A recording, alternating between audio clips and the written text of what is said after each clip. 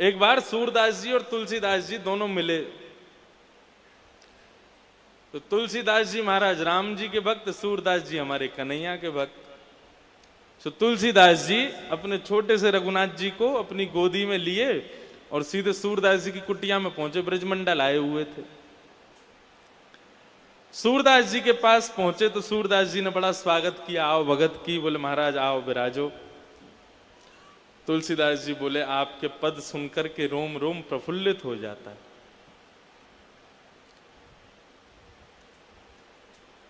तुलसीदास जी महाराज सूरदास जी दोनों का संवाद चल रहा है। तो तुलसीदास जी ने थोड़ी सी छेड़छाड़ शुरू की, आनंद लेना शुरू किया। बोले कहा कमी रघुनाथ के, हमारे रघुनाथ जी में कोई कमी है जो तुम कन्हैया के पीछे पड़े रहते हो? सबको छोड़ो, हमारे रघुनाथ जी की शरण में आ जाओ। ये कन्हैया टेढ़ी टांग वाला, ये कभी ये वादे वाला आदमी नहीं है। हमारे रघुनाथ जी वादा करते हैं तो पूरा निभाते हैं। हमारे ठाकुर जी की शरण में आ जाओ। सूरदास जी बोले तुम्हारो रघुनाथ जो है का है वो एक पत्नी व्रती है। वो एक पत्नी के अलावा दूसरे कोई को भी देखे तो वाकू या तो मैया समझे या बहन समझे। हमारो कन्हैया बहुपत्नी धारी है, ये सब कुछ स्वीकार करे, जो आ जाए वही को अपना ले। हमारो कन्हैया बढ़िया है। तो दोनों में आपस में संवाद चल रहा था। तुलसीदास जी बोले देखो भाई कुछ भी कह लो, हमारे राम जी बड़े हैं। सूरदास जी बोले नहीं देखो हमारे कन्हैया बड़े हैं, कन्हैया की तुलना मत किया करो।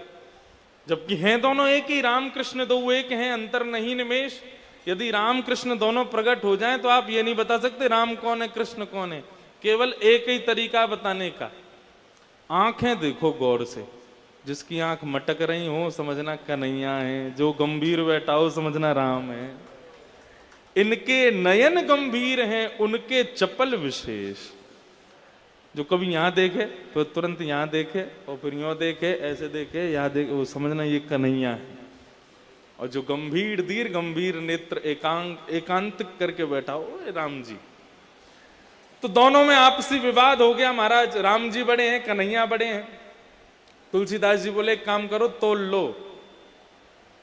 तुम अपने ठाकुर जी को लेके तराजू में बैठो, हम अपने राम जी को लेके बैठे। जिसका पटला भारी वो बड़ा है। तो ठीक है। एक पेड़ पर तराजू लटकाया गया। सूरदास जी अपने गोपाल जी को लेकर के पहुंचे और तुलसीदास जी अपने रघुनाथ जी को लेके पहुंचे। सूरदास जी महाराज जैसे एक पडले में बैठे तो कहकर जय हो मेरे गोपाल जी, लाज रखी हो, और लेकर के बैठ गए। दूसरे पडले में तुलसीदास जी महाराज बैठे, जय हो मेरे श्री सीताराम, लाज रखी हो, बैठ गए।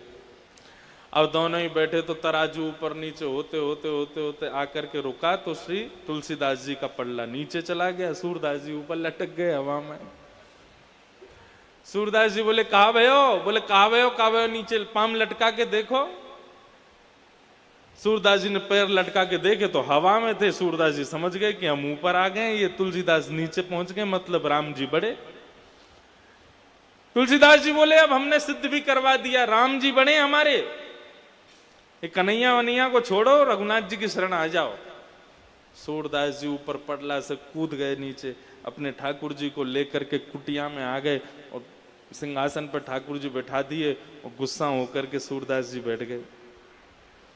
गला फाड़ फाड़ के तुम्हारा कीर्तन करता हूं, दिन रात तुम्हारे गुणगान गाता हूं, मुझे आंखें नहीं दी, नेत्रहीन बना दिया, फिर भी आपका एक क्षण के लिए भी मैं त्याग नहीं करता हूं। आज मां तुलसीदास के सामने मेरी नाक बचाने की जब बात आई तो मेरी नाक कटवा दी आपने। सक्टासुर मारने के लिए आया, इतने बलवान हो गए। पूतना मारने के लिए आई, 7 दिन के इतने बलवान हो गए। कंस को दोनों भुजाओं से उठा करके फेंक दिया। अरे और तो और गिरिराज जी को अपनी कन्नी उंगली पर धारण किया, वहां इतने बलवान बन गए, और यहां अपने भक्त की लाज बचानी तो हल्के बन गए। नेक थोड़े से भारी है जाते, मेरो पडला नीचे आ जा तो तुलसीदास के आगे मेरी नाक थोड़ी ऊंची हो जाती। अभी अन्योन्याश्रय हो गया ना। वो कह रहा है कि अब अपने ठाकुर जी को छोड़ो, मेरे ठाकुर जी की शरण में आओ। उसके ठाकुर जी बड़े हो गए तो ठाकुर जी प्रकट हो गए।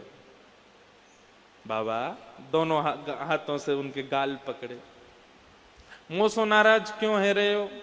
बोले हाँ तुमसे नाराज क्यों नहीं होंगे।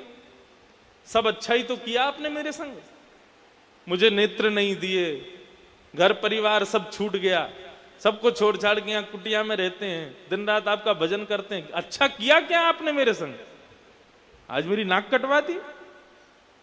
ठाकुर जी बोले मोसो नाराज मत हो आप, मेरी गलती ना है, गलती आपकी है, गलती स्वयं करो और दोष मोकू दे रहे हो। बोले हाँ गलती तो हमने कर दी जो आपके शरण में आ गए हम। बोले बाबा एक बात बताओ, एक से ज्यादा दो हूं मैं, दो से ज्यादा तीन। बोले और नहीं तो क्या गिनती गिना रहे हो मुकू यहां पे, एक दो तीन। गोपाल जी बोले बाबा आप पटला में बैठे, आपने कहा कही जय हो मेरे गोपाल जी मेरी नाक बचाइयो, कही तो एक तो मैं गोपाल जी, एक आप, दो लोग। और वो तुलसी बाबा बैठो का ने कहा कही जय हो मेरे श्री सीताराम, एक तो सीता जी, दूसरे राम जी, तीसरा वो बाबा।